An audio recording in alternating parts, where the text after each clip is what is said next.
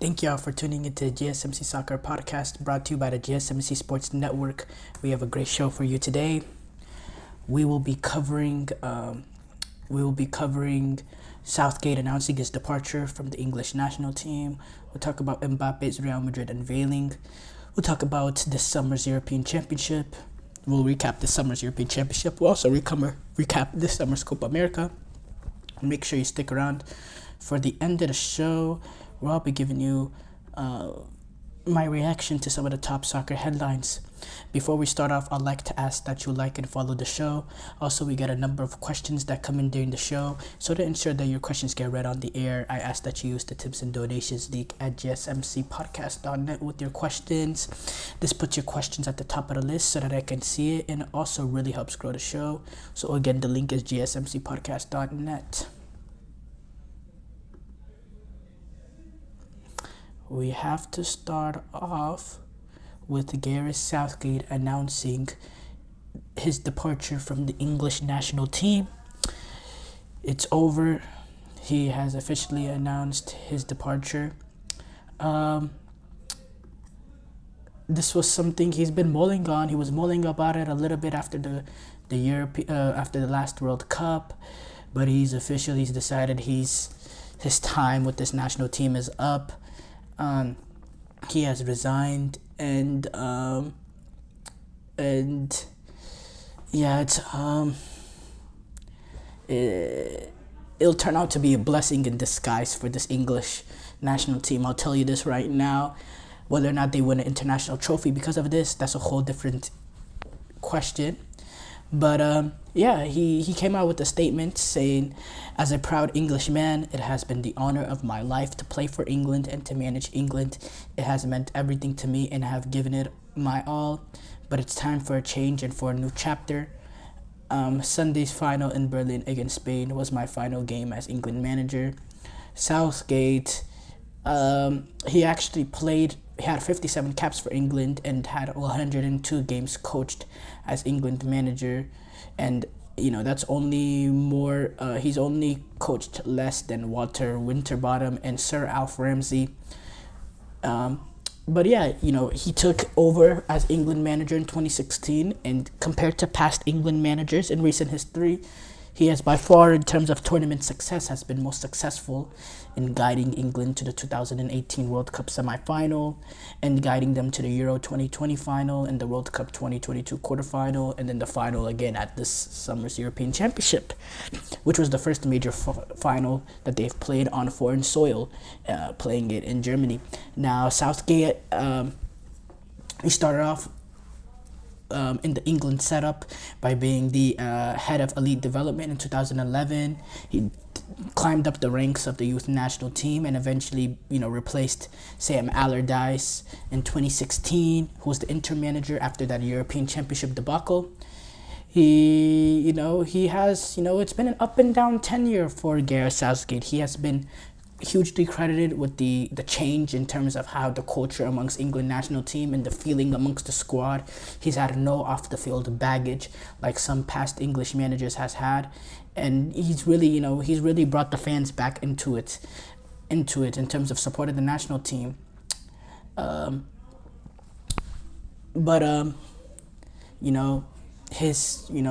Despite what he has accomplished, he has not been able to get them over the line in multiple European Championships, in the World Cups multiple times. He just hasn't been able to get them across the line, and he's had this nature of playing pragmatic. And yeah, but the thing is, though, I'll say this, the English FA wanted to bring him back. For me, that would have been an astounding decision, and really a decision that would have rubbed a lot of the fans wrong way.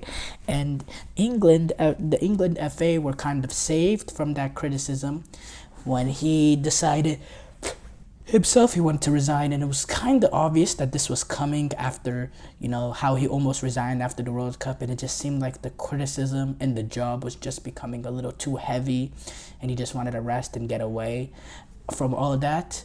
And at the end of the day, that's his decision. He thought it was just too much.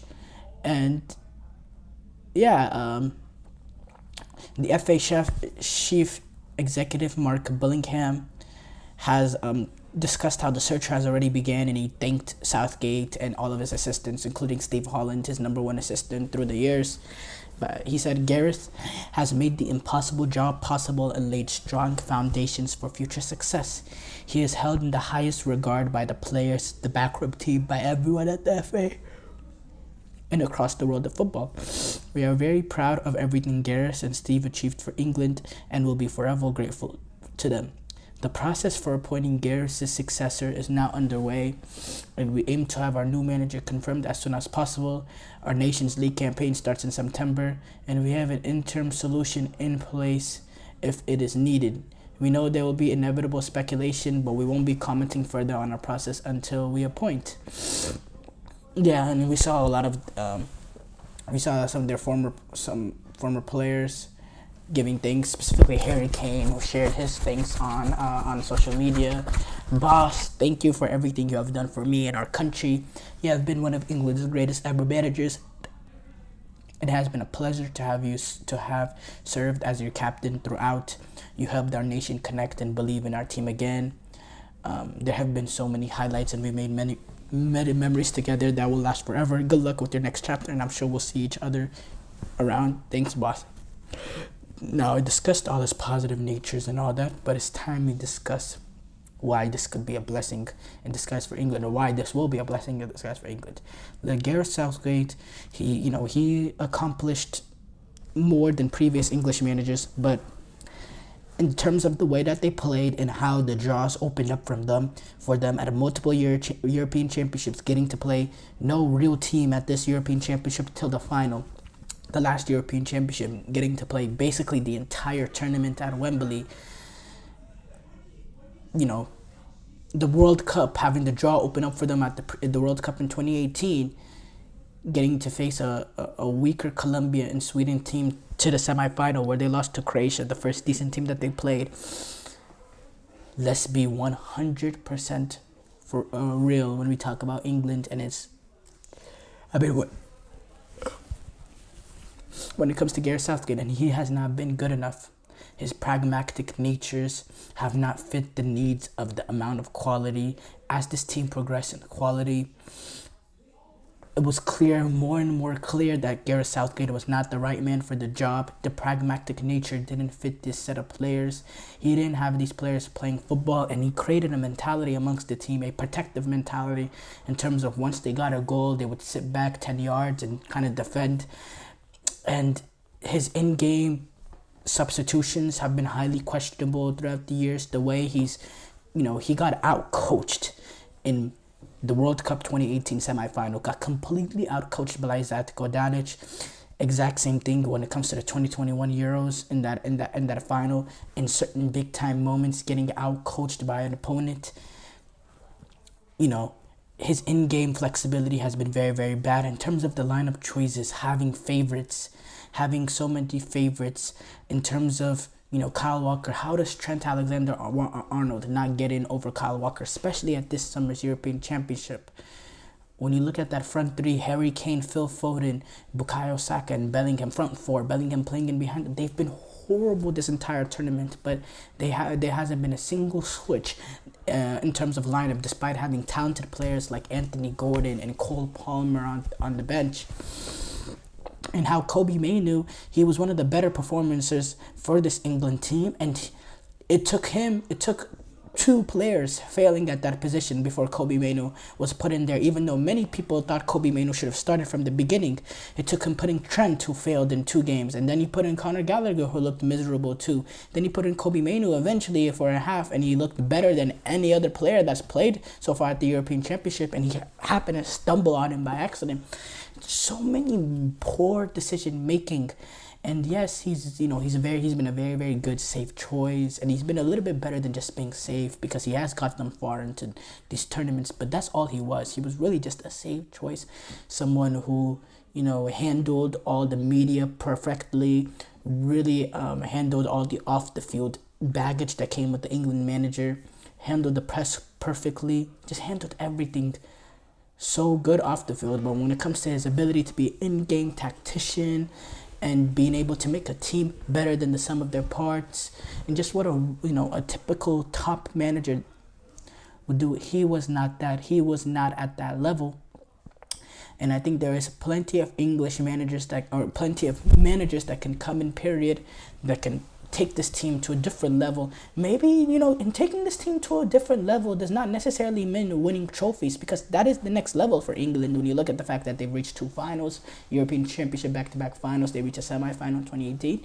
But in my opinion, they could take the next level and still, maybe not, I wouldn't necessarily judge the next coach whether or not he's better or not than Southgate just based on winning, because there's a lot of luck involved with it.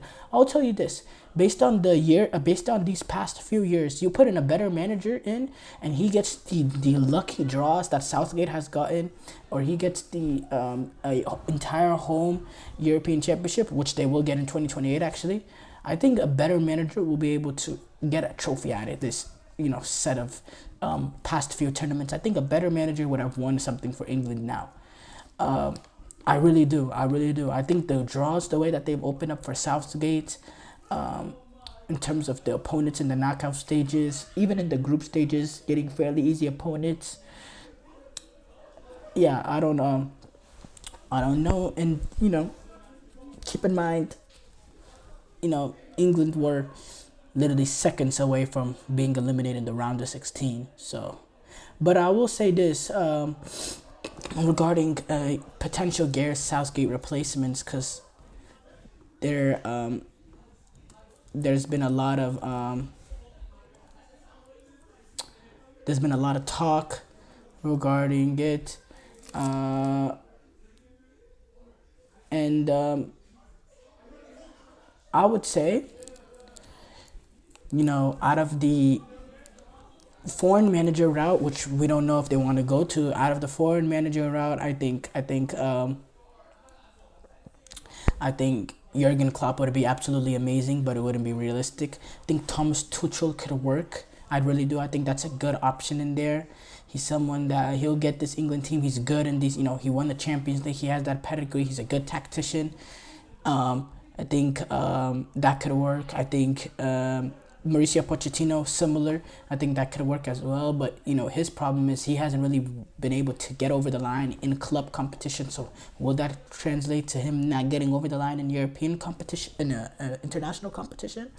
I will say amongst the English candidates, Lee Carsley, I think that would be a horrible decision. Number one, the fact that he doesn't have real first-team coaching experience. Number two, I think it's just another safe pick like Gareth Southgate. I think Graham Potter, I think, a lot of people are down on this move because of what happened at Chelsea, but I do think he's a very, very good tactician. He gets a team playing a very attractive style, and I don't really blame him for what happened at Chelsea. Chelsea were a mess that season, and I don't really blame him in terms of his ability to manage and be a tactician and all that. I think he's really, really good, and I think he's an upgrade from Southgate, so he could be an option. But I think the best England candidate is Eddie Howe. Eddie Howe is a manager that's proved that he can make his team better than the sum of their parts. He's very, very good tactician, play a very, very open-ended, attack-minded football. And, we see what he was able to do with Bournemouth. Now you give him this array of English talent. I think he's going to have them playing amazingly well. If he can translate the success he has playing, managing a club team, if he can translate that into managing the international team, yeah, I really think he'll be a very, very good option amongst the English candidates. But yeah. Short break here coming up. When we come back, we'll react to Mbappe's Real Madrid unveiling. I feel like I'm losing my mind. Is everybody in the world blind? Please, Lord, give me a sign, a sign. I feel like I'm losing my mind. Is everybody in the world blind? Lord, give me a sign, a sign.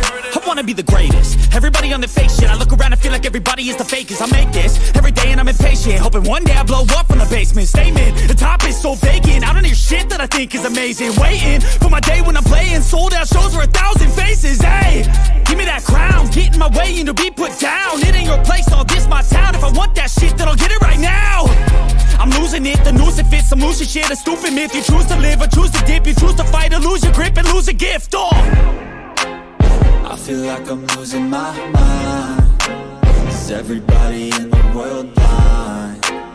Please, Lord, give me a sign, a sign. I feel like I'm losing my mind. Is everybody in the world blind?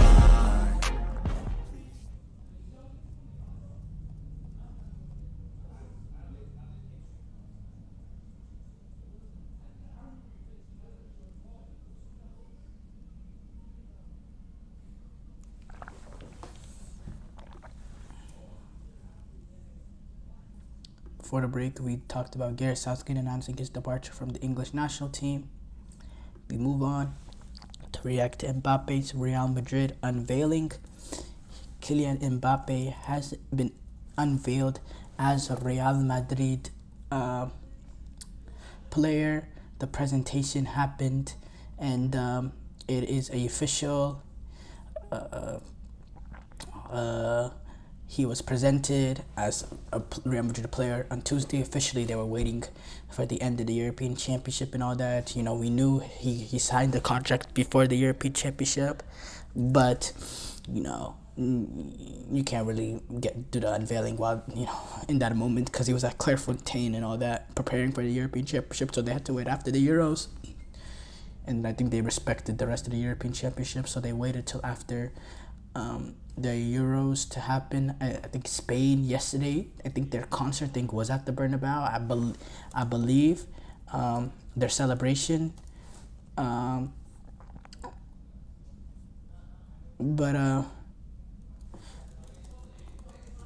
But I think so. Actually, it was in Madrid. So, not really Bernabeu, but it was in Madrid. So, they couldn't really do it yesterday, so they waited till today. And yeah, they were presented as a Real Madrid player on Tuesday, and it was in front of tens of thousands of fans. And yeah, he signed the 5-year contract for the club after leaving PSG on free. And he also underwent his medical on Tuesday at Valdebebas, and he officially put pen and paper. And yeah, then he arrived to the Bernabeu, where fans, they were waiting for hours to get seats and to sit at the presentation. And yeah, he held his news conference at the Bernabeu. He said, "Wow, it's incredible to be here. I dreamed for many years about playing for Real Madrid, and today that dream come true. I wasn't the best in school, but in Spanish I gave 100%. I had the dream of playing Real Madrid." By the way, he did this all in full fluent Spanish, so that for me that's crazy. Like, how was his Spanish that good? It was just crazy to me. But yeah, he said, "I want to thank the president, Florentino Perez, first. He believed in me from the first day. A lot of things happened, but I want to say thank you. I want to thank everyone who has worked for me to come here. I know it was hard, but now I'm here. I'm a Real Madrid player. Since I was a kid, I had one dream to play here. Being here means a lot to me. Now I want to achieve another dream. Being at the level of this club, the best in the world, I can say one thing. I'll give everything for this club and this badge."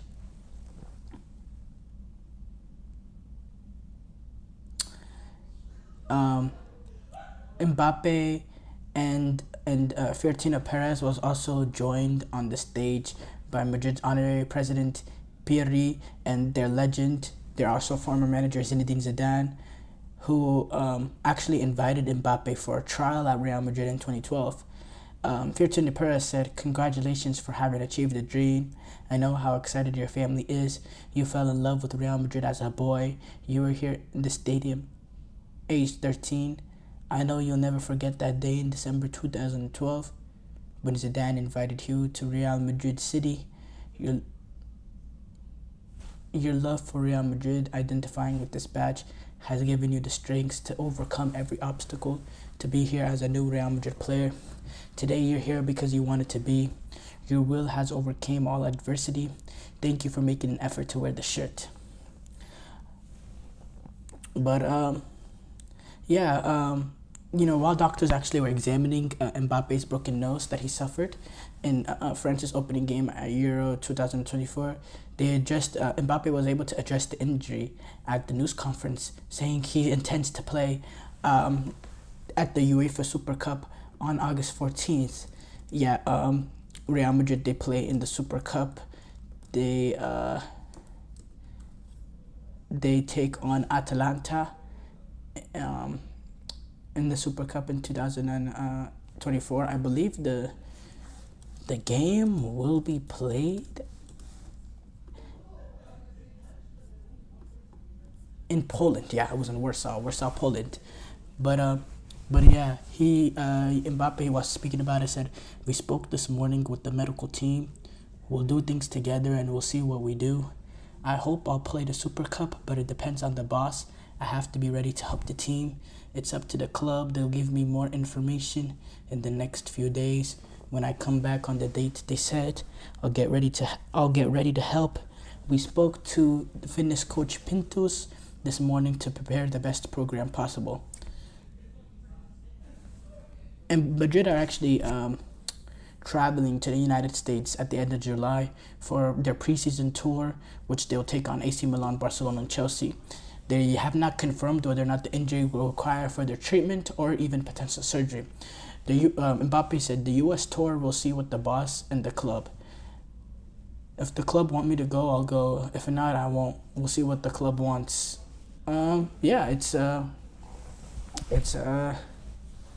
It's interesting.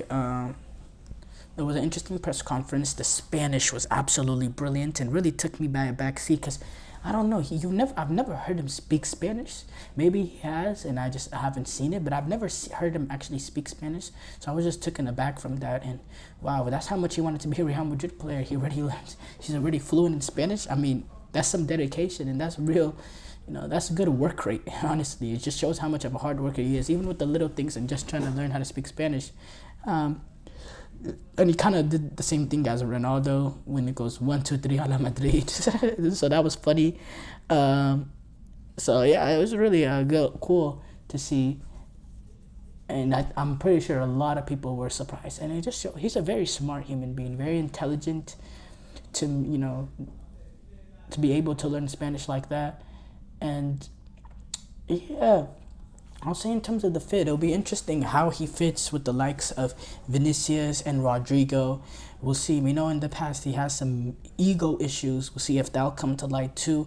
I think Ancelotti will be the perfect manager to manage that ego. But how does he fit playing with Vinicius and Rodrigo, who all kind of play on a similar position? How all three of them will fit? And we've seen Ancelotti, be able to adapt to the set of players that he has and be able to make a system.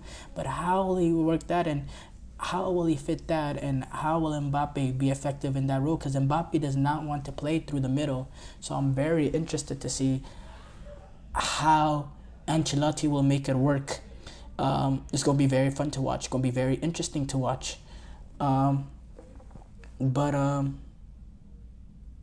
Overall, I'm so excited to see how this goes. I think he's joining a back-to-back Champions League winner, so he knows the team can win without him.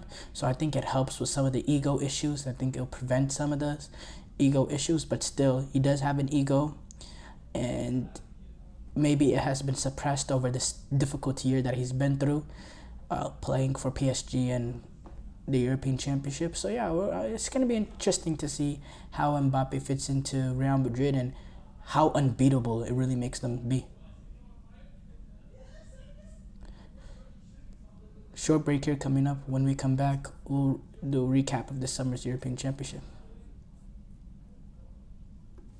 Looking for your daily fix of sports talk without having to pay for it? GSMC Sports Network is available on YouTube.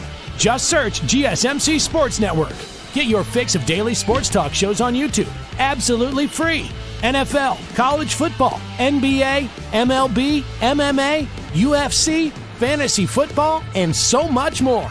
GSMC Sports Network has shows running all day long, with new sports shows starting every 2 hours. Just like on your favorite cable sports channel, except GSMC Sports Network is absolutely free. Just search GSMC Sports Network on YouTube to catch one of your new favorite shows, like the GSMC College Football Podcast, Chip Shot Football Podcast, Hoops and Heels Women's Sports Podcast, GSMC Basketball Podcast, and so many more. Check it out for yourself. GSMC Sports Network, now available on YouTube absolutely free. Search GSMC Sports Network on YouTube right now.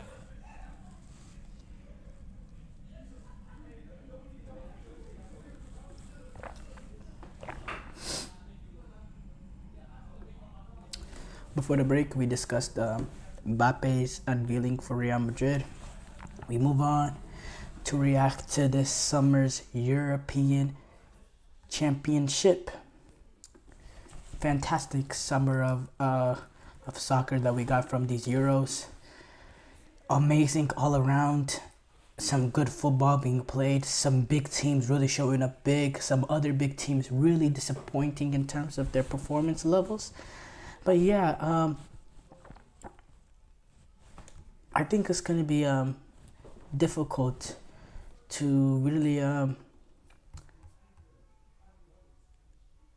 I think it's going to be a little difficult to break this down exactly, because there's just so much that went on. But obviously we start off with Spain. They were the best team at this European Championship, and they were rightfully winners. When you look at the way that they performed, the level of performances, the way that they dominated games, the way that they were able to be vertical at the same time, going through a fixture list of Croatia, Italy, Albania, Georgia, Germany, France, England, having that 7-game run and to go perfect 7 of 7, absolutely sensational, absolutely phenomenal. They proved they are an amazing, well-oiled team, and it looked like a team on the potential start of a dynasty. That's how absolutely brilliant that they were. So huge respect to Spain. They were the best team this tournament, so they were deserved winners. Yeah, the group stages, that was interesting. I think we saw a lot of these smaller, so-called nations really put up some great fights in game. When you look at Albania, the fights that they put through, it being in the group of death with Spain, Italy, Croatia, Slovenia, they were impressive. They put a good mark on themselves. In fact, they didn't lose a single game at this European Championship. They drew all 3 of their games in the group stages. And in the round of 16, they lost in penalties, but the game finished 0-0. And they ended up losing in penalties. But in terms of 90 minutes, in terms of within the actual 90 minutes or 120 minutes, in terms of the actual games, they didn't, they finished with, they scored 2 goals and they conceded 2. They drew all their games. They ended up losing the penalty shootout, but they never actually lost the game. So yeah, these teams, they put up a good fight, Slovakia, Romania, what they were able to do, Georgia, these smaller so-called nations, they really showed that how much quality Europe has. Even the smaller nations really put up great fights. Germany, they were the host nation, and in my opinion, they were the second best team at this European Championships. They were absolutely the second best team. They just, got very unfortunate in the fact that they had to play the best team at this European Championship in the quarterfinal. That's why they were eliminated early. It wasn't because of the quality of the team. They were absolutely brilliant this tournament. Played some really good football. Really played much better than they have in previous international tournaments. And yeah, they just happened to be unfortunate in the fact that they had to play Spain in the quarterfinals. But if they were on the other side of the bracket, they would have walked their way into the final. And who knows, playing a final against Spain with the Berlin crowd, maybe that would have gave them a better chance in that game. But playing them in this final after they were a little bit more bloodied. But at the end of the day, it's unfortunate. Germany, they had to go home early in the quarterfinals, but they set a good marks over them. I think Julian Nagelsmann, he has this fans back into it. The German fans, they kind of lost it in terms of the support. You saw they were not supported well at the last World Cup. A lot of that has to do with the issues that the country has with Qatar. But still, the support amongst the fans was not there. And he had the fans loving Germany again. He had the German players playing very, very good football, being clinical, getting results. And I think this is a good mark for them to start this next generation of German football. So I thought Germany, despite them getting eliminated in the quarterfinals, they were the second best team at this European Championship. Absolutely. Scotland, they underwhelmed at this European Championship. I want to bring them up because, I had some hopes for them at the beginning. They underwhelmed. It just came down with they just couldn't score goals. They really just couldn't score goals. Croatia was another team that people thought, maybe they could go on another run again. But again, the individual defending was just not good enough in terms of general play. They created a lot of chances, and they played some good attacking football. I think throughout the tournament they had a pretty good in terms of attacking football. They played pretty well in terms of general play. Besides that first half against Albania, but they were not clinical enough. Not even clinical enough. Defensively, they made they had too many lapses of concentration in certain moments where they would concede goals. And if you're conceding goals here and there, they conceded 6 goals in 3 games. You're not going anywhere at this European Championship. They conceded 6 goals in 3 games, 2 goals a game. That's not, no. Yeah, no, they conceded 3 against Spain. They conceded 2 against, they conceded 6 goals. That's just how it works. Croatia. Too many individual mistakes, and I'm not saying this is the end of them, because I still think they have some players coming up, and not to the level of Modric and all that, but defensively they need to tidy up, and I still believe in Zlatko Dalic. So I think Croatia, they're not going to go away. Italy, they got into the knockout stage. They scraped into the knockout stages, and then they got absolutely outclassed by Switzerland. For them, it's time for them to really rethink, but they want to, their goal is 2026, but there needs more quality amongst the squad. The quality in terms of attacking play, Scamacca, Chiesa, these players, they're just not good enough at this level anymore for Italy. They need more attackers coming in, and they really need to build around the Barella, who's really the shining star of this team and really is the hope of Italy. But, defense-wise, they had suffered a lot of injuries, so they're gonna get better defensively. I think Calafiori, I think he's a potential star in the making. Donnarumma, he already is a star. So I think there's some good pieces in there for Italy. It's just they need to get more goals in the team, flat out, simply. England, they were rather disappointing in terms of performances. They were really, really bad, but they were able to get to the final. But if you look at all games, I don't think they performed well in any of the games. I think they had one good half against Netherlands in that first half. That was the one half that they played some good football. But apart from that, to the level of the quality of players that they have, they were horrible the entire tournament. They were so hard to watch. They were miserable to watch. And they scraped to the final because they really should have been eliminated in the round of 16. But they somehow got into the final after getting an extremely lucky draw to get there. But again, you will eventually pay. And they paid in that final. They're not a final team. They're not to the level of a team that reaches a major tournament final. But they still got there, so I guess credit to them. But yeah, they weren't good enough. France, another team that just wasn't good enough. They scored 1 open goal the entire tournament. That wasn't an own goal. And it came in that last game against Spain. But apart from that, they couldn't create much clear-cut chances. And they were not clinical enough with the opportunities that were presented for them. And, they defend really, really well, but if you defend really, really well and you can't get in the ball in the back of the net, well, you're not going anywhere. They only conceded, I believe, 2 goals the entire European Championship. Yeah, they conceded 1 goal in the group stages, and they conceded a goal to Spain. They only conceded 2 goals their entire European Championship, but they went home because they could only manage 3 goals themselves, I believe. Yeah, they only managed 3 goals themselves, and one of those was a penalty. No, they scored. They scored 4 goals. They scored 4 goals at the European Championship, but one of those goals were penalties. 2 of the goals were an own goal, and the other one was the only one that they got to Spain. If you can't score goals, Mbappe, he didn't look to his level. I think the broken nose bothered him a lot.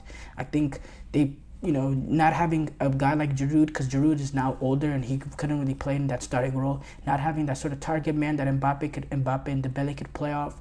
I think that made them worse, because the way that their attack looked best in major international tournaments is when Giroud is up top. That's when they look at their flying best. So they need to find some sort of replacement, because this experiment of playing Thuram sometimes or Colomwani, they don't have that fluidity that they did when Giroud is playing. They just don't. Belgium, yet again, just wasn't good enough in the group stages.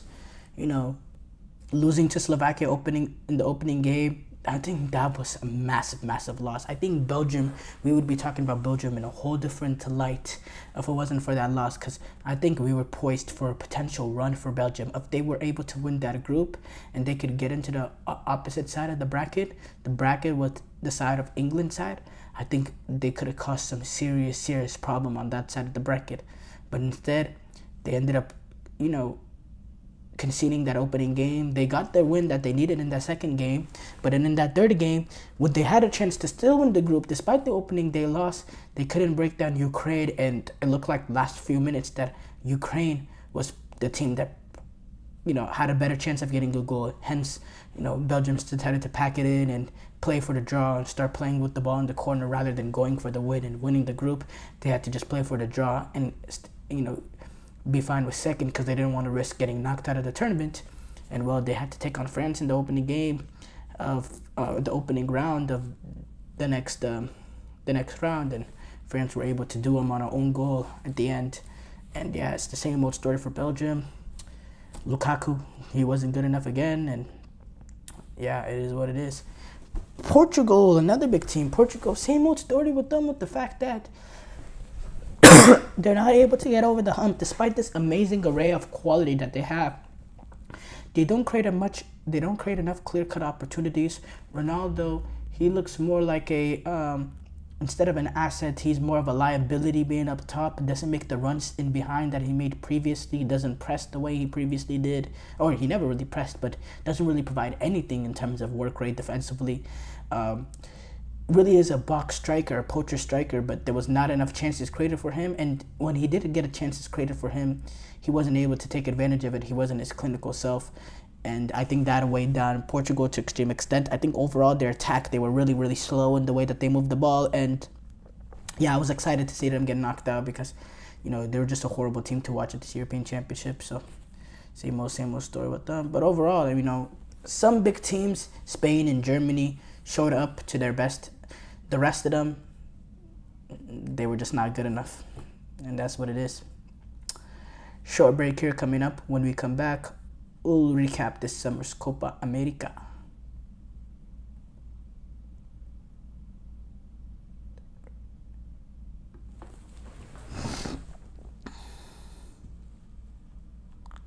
For the best and latest podcasts available anywhere, go to the podcast app on your cell phone and type in GSMC to access free content-rich podcasts on health and wellness, book reviews, sports, entertainment, relationships, social media, movies, technology, finance, and even weird news. Subscribe and download the GSMC Podcast Network's family of shows, available everywhere podcasts are found.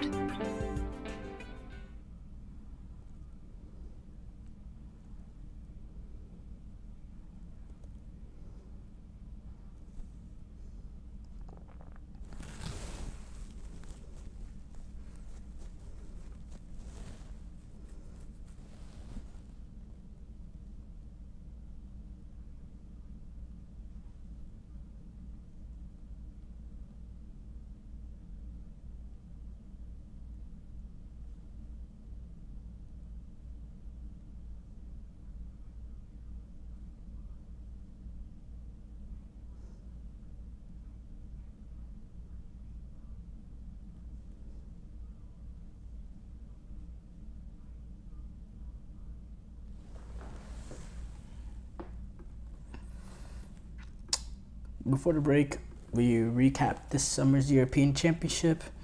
We move on to recap this summer's Copa America.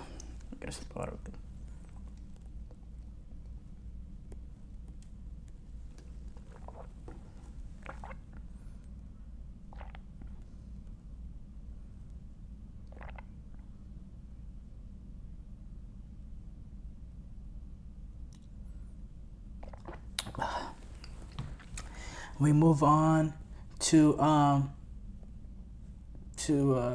talk about this summer's Copa America. There's a lot to talk about. We could talk about the on the field football. We could talk about all the issues that we see off the field. A lot to discuss. Yeah, there's a lot to discuss. Let's start off with on the field, though. Lionel Messi and Argentina win their back-to-back Copa America, and that's, sandwiched in between a World Cup is sandwiched in between those two. Yeah, wow for Argentina. Just being able to get it done, even though they find themselves in certain situations where it's desperate, where they're on the back foot, to be able to resilient and sit in and withstand the pressure and not crack and then throw their own punch. They're really a warriorsman's like team. They have such grit, such determination. They're mentally such a tough and elite team. They have the inequality too, with Lautaro Martinez, with Julian Alvarez, with Messi, of course, Enzo, McAllister, Rodrigo De Paul, just gritty players. Lisandro Martinez, gritty player. Christian Romero, gritty player. Look, they weren't the best team in this tournament in terms of general play. I think Colombia had better moments of football than them. Even Uruguay, to an extent, played better football than them. But Argentina always got the result done. They were clinical with their opportunities. They dug in, they fought, they defended for their lives. They bent it but didn't break. And then when they had an opportunity to throw a sucker punch, they sucker punched the hell out of you. And that's what Argentina is under Lionel Scaloni. They don't necessarily play the bestest of brilliant, football roulette, but they always get the job done. And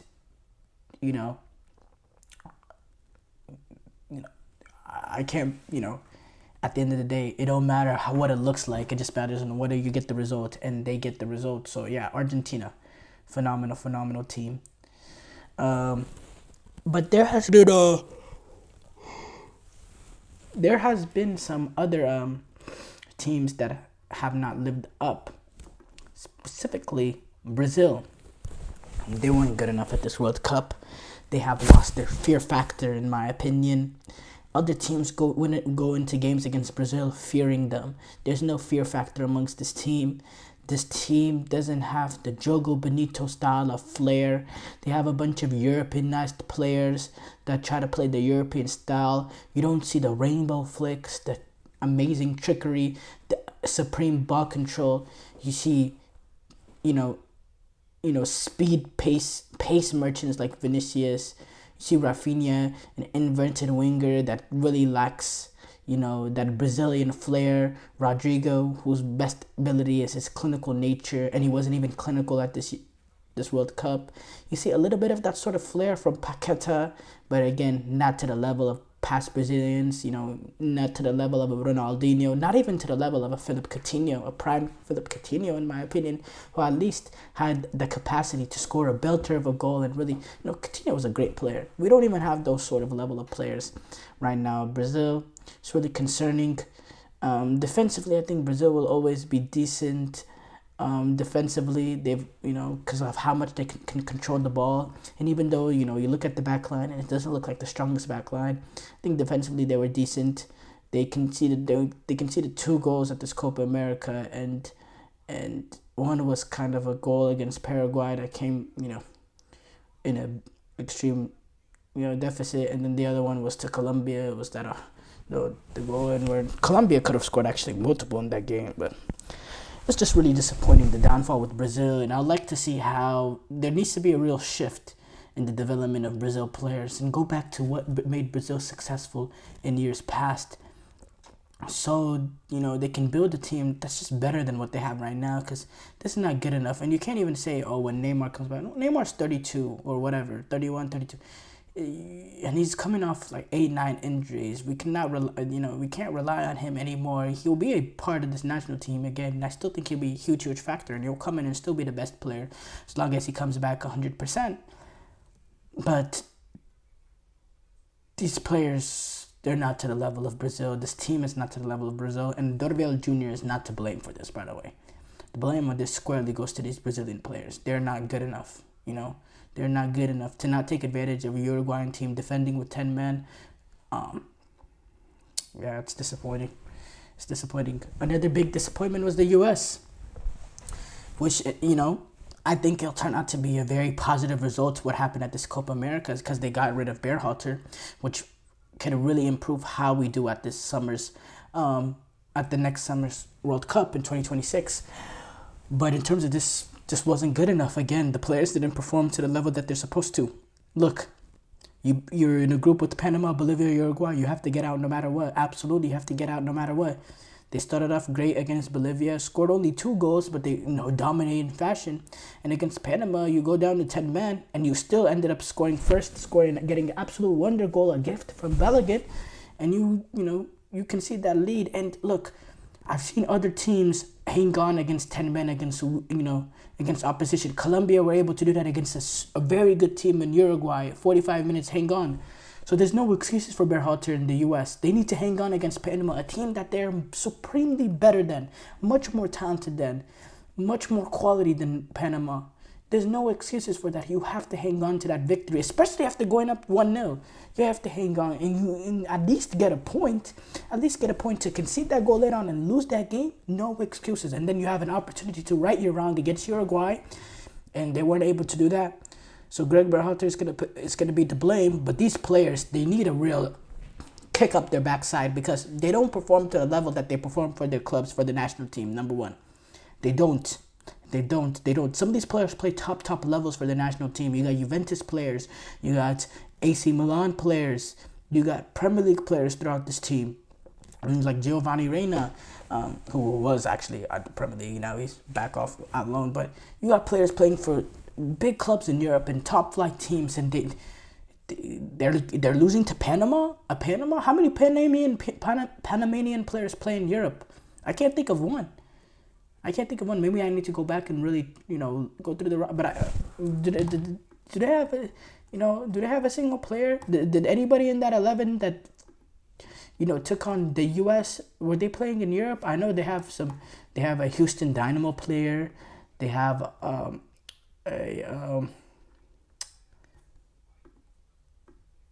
They have a Houston Dynamo player. I think they also have they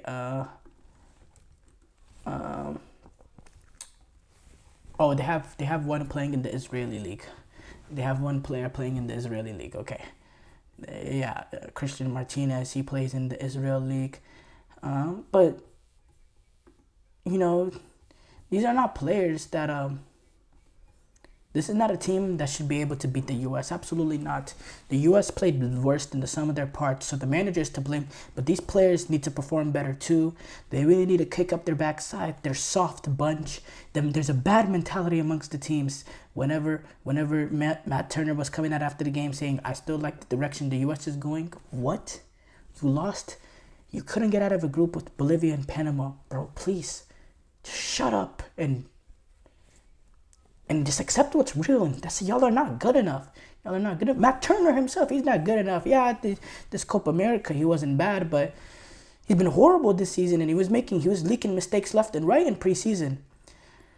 Like pre-Copa America. So, yeah, there's some serious issues that need to be addressed amongst this U.S. team.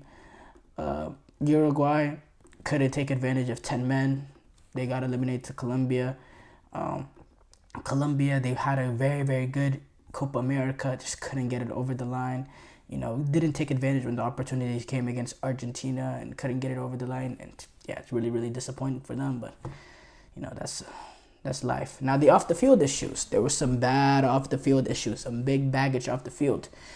With the debacle of the final, having been delayed 1 hour, 45 minutes with people trying to sneak in without ticket, the turf issues amongst the field, the issues of the sizes of the field, just so many issues that could be, from CONMEBOL, from the U.S. hosting it, so many issues around there. Now, it's important to distinguish the CONMEBOL issues and the U.S. issues. The CONMEBOL issues, that's CONMEBOL's issue.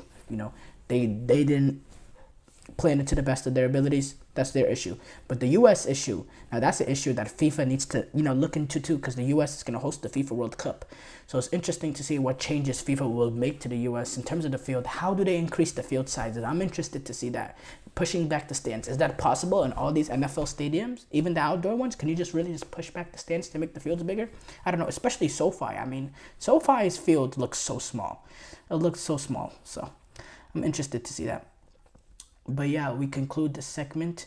Short break here coming up. When we come back, we will react to some of the top soccer headlines.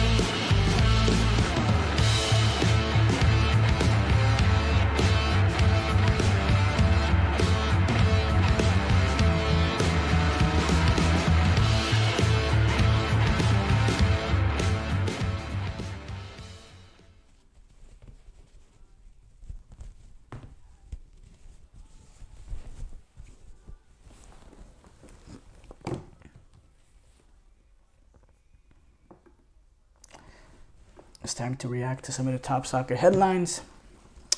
Enzo Fernandez and some of these Argentinian players, but specifically Enzo Fernandez, he was caught on he wasn't caught. He posted it on Instagram Live. They were singing a song, an offensive song, a racist song, one that could be deemed as a racist song, talking about the French national team and how a lot of their players are not even they said they're not French. They're saying they're African, their mom is Angolan or their dad is Cameroonian, things of that nature. And Enzo was caught on Facebook Live or Instagram Live, and it created a big uproar. And the French Football Federation actually are going to take action over the racist chants. They filed the complaint, deeming it racist and discriminatory. And there's a lot of Chelsea players amongst the squad that are angry about Enzo Fernandez after the footage emerged. You saw Fofana posting something about it, and a lot of the French black players on the Chelsea team, like Fofana himself, or there was also Fofana, there was Badiashile, Malo Gusto. A lot of them, they unfollowed Enzo on Instagram, and yeah, it's a touchy situation. He came out with an apology, and it was an apology that could be a little bit was a little not good. He said, "I want to apologize sincerely for a video posted on Instagram channel during the national team celebrations. The song included highly offensive language, and there's absolutely no excuse for these words. I stand against discrimination in all forms and apologize for getting caught up in the euphoria of our Copa America celebrations." Those quotes have been taken very harshly by some people. because basically he's saying I'm too happy. We were too happy, so we're saying something racist. I don't, that's really bad look. But he also said that video, that moment does not they don't reflect my beliefs or my character, and I'm truly sorry. But yeah, it's an interesting situation to see how this affects Chelsea. The situation with Chelsea, Enzo Fernandez. I think Enzo Fernandez is kind of being a scapegoat because there was a lot of Argentinian players singing that song, and Enzo Fernandez happened to be the one clicking recording. I don't think Enzo should be the scapegoat. I think this is an issue amongst Argentina in general, that these Argentine players should all be hugely criticized, not just Enzo himself. I think Enzo just happened to be the one clicking record. He probably wasn't even the main guy involved in making these changes and none of that, but he was the one clicking record. So I don't think it's right that he should be made as the individual scapegoat. I don't. But yeah, there's some issues. That's bad. And I don't want to go too much on this, but that could cause some issues. Lozano, he's officially him and Mexico have parted ways after their early Copa America exit. Lozano, he turned down a demotion to stay on as a staff for the new head coach, but that's what FMF said in a statement, the Mexican Federation. Jamie Lozano was offered, along with the coaching staff, a contract until 2030, in which during 2024-26 they will accompany a more experienced head coach towards our World Cup, and later it will be Jaime himself who would retake the reins of head coach in the 2026 to 2030 process. And yeah, after analyzing the proposal, Jaime Lozano informed us that he doesn't wish to continue, and we respect his decision, which, that is kind of a slap in the face, asking him to be demoted for the rest of this campaign so he could so he can return on as a national team manager afterwards. That is a slap to the face. So he didn't want to do that. And yeah, now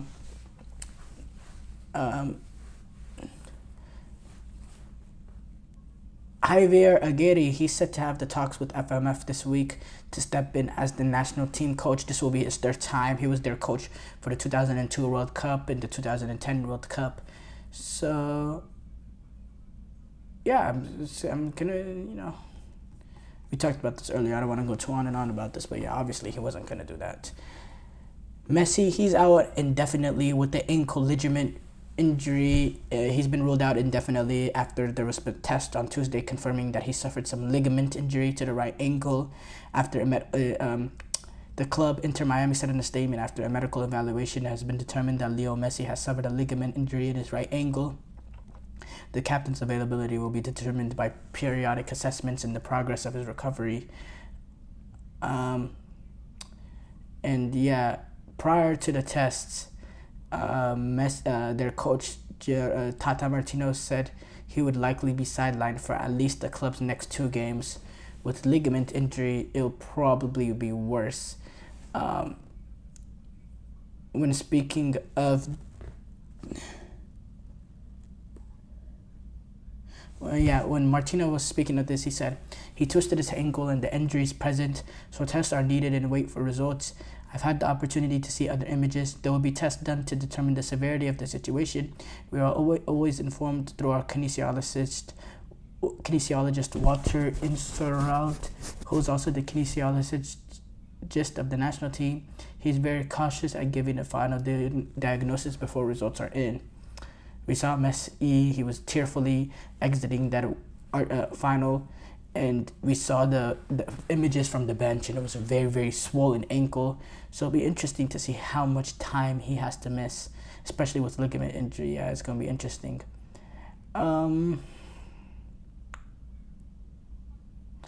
Atletico, they eye Julian Alvarez to replace Morata, who has gone to AC Milan this summer, who's set to go to AC Milan this summer.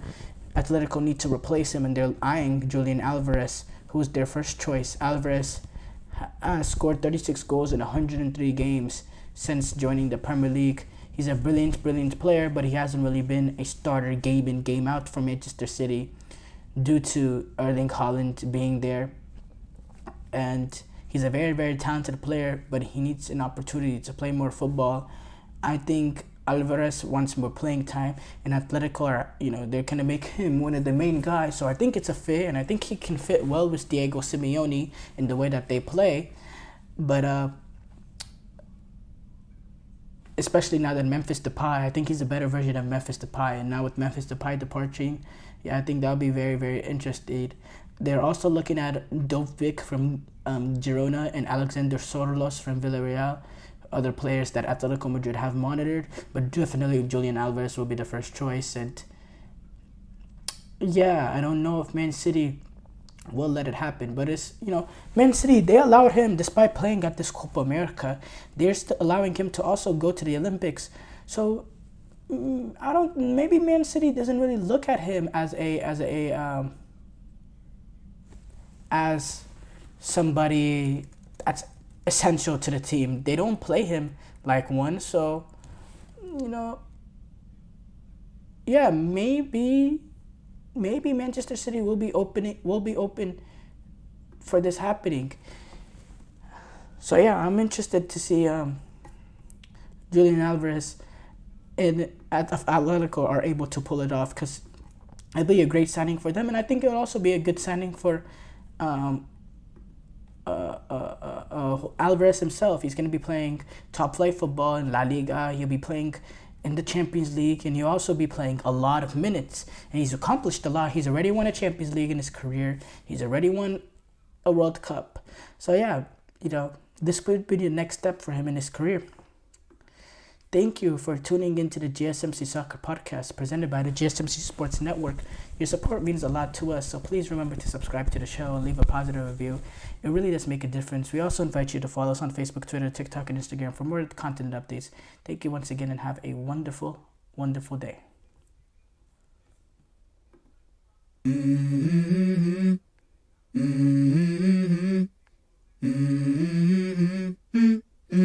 Let's go. I wake up to